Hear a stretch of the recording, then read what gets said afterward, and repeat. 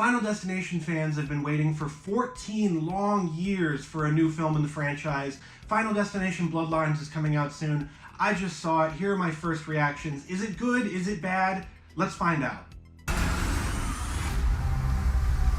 So Final Destination Bloodlines, it follows a family that has a death curse. Yes, it's about a family of bloodlines from the grandmother on down. It starts off with an explosive action set piece, not an action set piece, but a set piece of death and all of that turns out to be a premonition. It's on what looks like the Space Needle, or whatever they call it, the Sky View in the movie, but it looks like the Space Needle.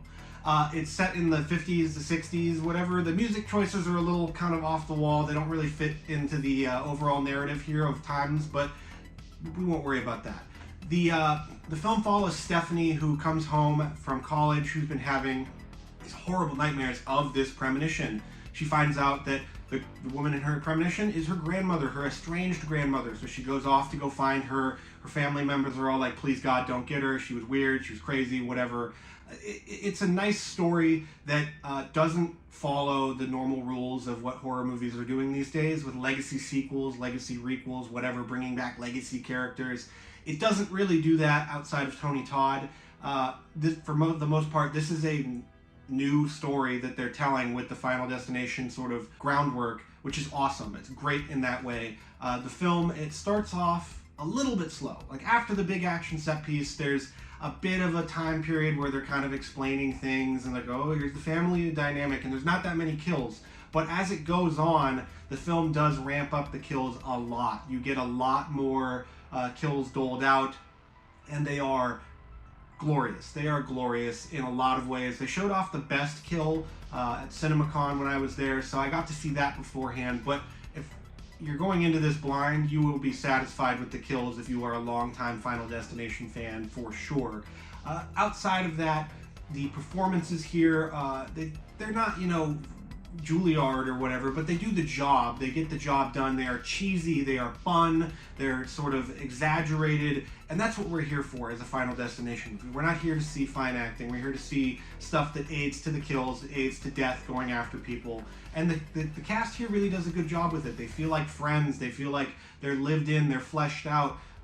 If you've hung out with your cousins before, you all, you're making fun of each other and you're, saying stuff that you wouldn't normally say to other people, but your family, hey, that's kind of what goes on here in Final Destination Bloodlines. The big sticking out point here is Tony Todd. Tony Todd passed away, the late, great Tony Todd. He is in the film for one scene, and they did a Q&A after the screening that I was at, and one of the producers said, hey, when Tony got on set, we just threw out everything we wrote. We said, go for it, go from the heart.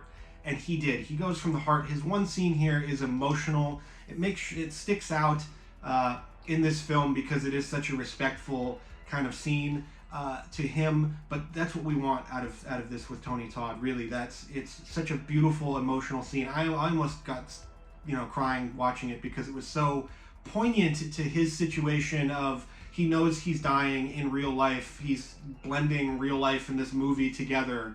And I just go out and see it. It's amazing to see, and it's a nice way for Tony Todd to get a send-off on the big screen. Just a wonderful way that they did it. Kudos to the producers, the directors, the writers, everybody for getting it right with this one. So, like I was saying, with it being a sequel, but not a legacy sequel, it's kind of refreshing to see that it's got that old feel of a Final Destination movie, but it's new. And so that's what it's kind of like Saw X in that way, where it's going to get people that love the series to come watch it, and it's going to get people who have never seen the series before to watch this and then go, hey, I like this, I want to see the movies in the past. So for that reason, Final Destination Bloodlines, I can say it is good. This is obviously a first reaction, not a review, so the review is going to come later where we'll go more in depth, but this, for now, is a nice Final Destination movie. It is a good movie that will sort of thrill you. It'll scare you. You'll sit there and you'll squirm in your seat a bit. You'll go, oh God! And it'll be satisfying for longtime fans of the series. So check out Final Destination Bloodlines in theaters, in IMAX. In IMAX of all things on May 16th. Go check it out. Go see it for Tony Todd. Go see it for this excellent ensemble cast. And for, of course, the kills, because death is always coming. Don't mess with death. If you like this review or this first reaction, you want to see more right here, I've got a playlist full of all of my reviews and social reactions that I've done on my channel.